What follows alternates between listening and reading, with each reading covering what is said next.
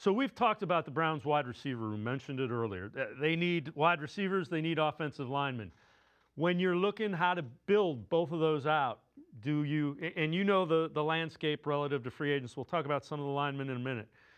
Do you build the line with free agents and then backfill the draft with wide receivers, or do you do it the other way? Free agents, wide receivers, draft offensive linemen. What are your thoughts?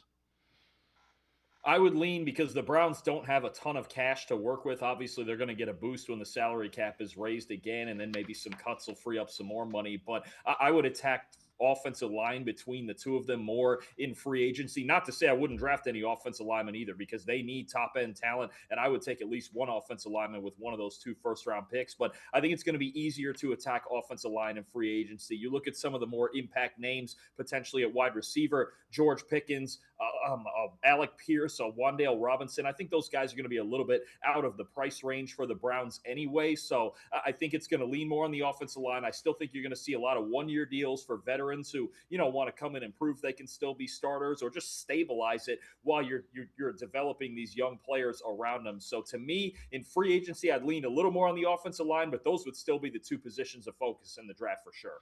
All right, so along those lines, these are the top listed free agents in the offensive line from PFF. Linderbaum has the connection to the Ravens, where Todd Monken is from. Ciamulo, Edwards, Walker, Vera-Tucker.